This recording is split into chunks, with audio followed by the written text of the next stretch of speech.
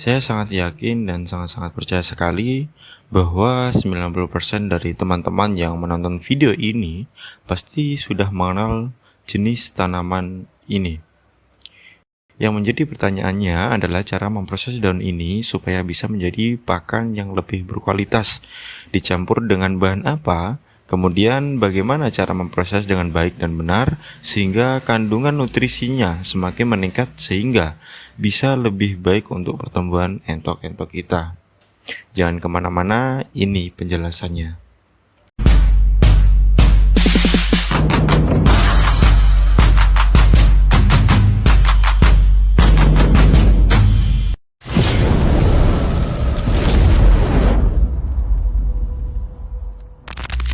Bismillahirrahmanirrahim. Assalamualaikum warahmatullahi wabarakatuh. Jumpa kembali di channel Cutek ID. Apa kabar Anda hari ini? Mudah-mudahan kalian semua senantiasa dalam keadaan sehat walafiat, murah rezeki, dimudahkan dalam segala urusannya, serta disukseskan dalam berwirausaha. Amin amin ya robbal alamin. Untuk menyingkat waktu, kita akan segera lanjut ke materi atau pembahasannya. Saya yakin semua peternak pasti mengalaminya, bahkan merasakan bagaimana kondisi kita ketika entok tidak ditopang atau dibantu dengan pakan alternatif. Biasanya kita akan mengalami pembengkakan dalam biaya. Kemudian dari segi keuntungan pasti akan sangat tipis sekali. Untuk itu, diwajibkan sebagai peternak kita harus rajin untuk mengolah sumber pakan, yang mana kita membesarkan DOE dari usia 0 sampai kepada usia panen. Ketika kita menggunakan sumber pakan dari alternatif, maka pertumbuhan dari DOD yang kita besarkan akan sangat lambat. Menurut kami tidak. Kenapa? Karena kami punya alasan kami cukup kuat. Meskipun kita akan menggunakan 70% dari sumber pakan alternatif, tetapi pertumbuhan daripada DOE kita akan tetap baik, normal, bahkan bisa tumbuh kembang secara cepat. Jika ingin tahu caranya, maka inilah tips dan trik yang harus teman-teman lakukan. Seperti yang saya sampaikan tadi, bahwa kita akan beternak dengan menggunakan 70% pakan dari alternatif dan yang 30% kita akan menggunakan pakan dari pabrikan. Lalu pertanyaannya adalah, kapan pakan pabrikan akan kita gunakan, di usia berapakah yang paling produktif? Seperti yang sudah kami sampaikan pada video-video kami sebelumnya, bahwa biasanya kami menggunakan pakan dari pabrikan dari umur 1 hari sampai kepada usia 1 bulan saja. Selebihnya kita menggunakan sumber pakan dari alternatif.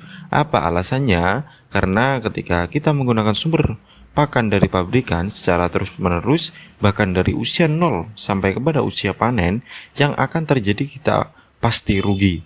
Kenapa bisa rugi? Karena sudah tidak sesuai lagi antara biaya kos pakan dengan harga jual entok nantinya. Lalu apa yang harus kita lakukan? Yang harus kita lakukan adalah kita hanya menggunakan sumber pakan dari pabrikan dari usia 0 sampai pada usia 1 bulan saja, di mana usia 0 sampai pada usia 1 bulan merupakan masa keemasan atau masa-masa pesatnya dalam tumbuh daripada DOE kita. Maka pada masa-masa keemasan mereka itulah kesempatan kita untuk mendongkrak pertumbuhannya. Kita akan menggunakan sumber pakan dari pabrikan secara murni 100% tanpa campuran apapun.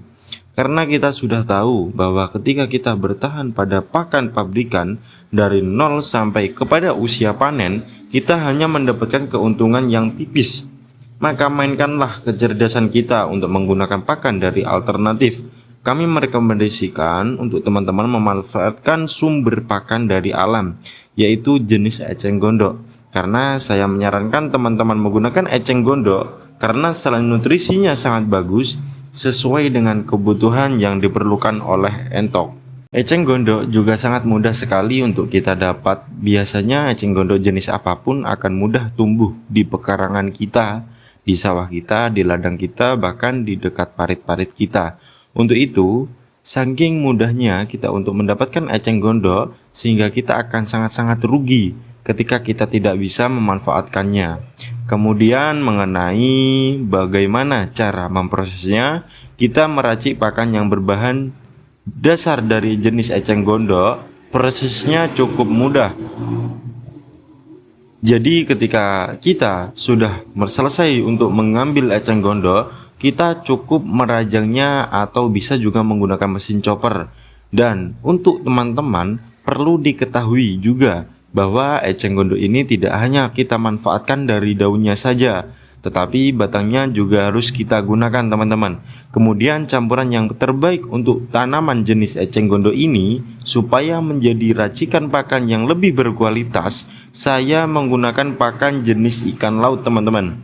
Jadi ikan laut bisa kami dapat dengan harga yang sangat murah teman-teman, hanya cukup 3.000 per kilonya. Dan sekali beli biasanya saya satu box ya sekitar 20 sampai kepada 25 kilo, supaya nanti hasilnya lebih bagus dan terukur, sehingga kami juga memisahkannya atau membuat takaran daripada ikan ini per 1 kilo, dan setiap 1 kilo kami bungkus dengan menggunakan plastik agar awet. Kita taruh di kulkas, jadi nanti begitu mau kita gunakan kita tinggal ambil di kulkas teman-teman. Kita lanjut kepada proses peracikannya teman-teman. Kita akan merebus ikan sampai mendidih airnya. Kemudian nanti setelah mendidih kita akan campurkan eceng gondoknya. Kemudian kenapa eceng gondoknya juga harus kita rebus? Karena eceng gondok ini adalah tanaman yang mengandung getah. Dikhawatirkan teman-teman, apabila tidak kita rebus, maka nanti getah tersebut akan mengganggu keamanan daripada entok-entok kita, sehingga bisa membuat atau berpotensi entok menjadi tidak sehat. Kita tunggu kira-kira 15 menit sampai benar-benar layu dan kemudian siap untuk kita angkat. Sebelum kita angkat, kita akan campur eceng gondok ini dan aduk-aduk hingga betul-betul menyatu antara eceng gondok dengan si ikan tersebut teman-teman.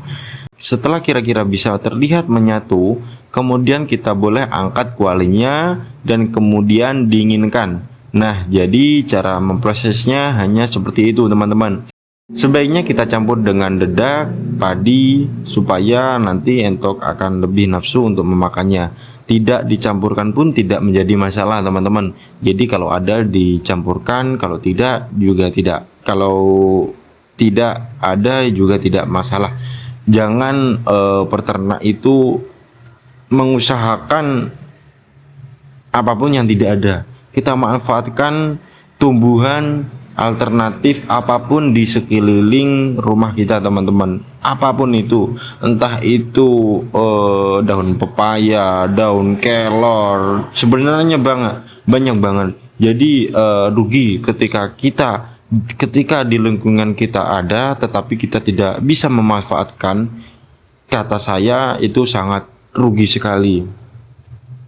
Baik teman-teman, kami rasa cukup sampai di sini perjumpaan kita kali ini. Mudah-mudahan saya berharap dengan adanya video kali ini bisa menginspirasi serta bermanfaat untuk kita semua. Akhirnya saya harus undur diri, mohon maaf atas segala kekurangan. Assalamualaikum, salam ternak, salam satu hobi, dan salam sukses untuk kita semua.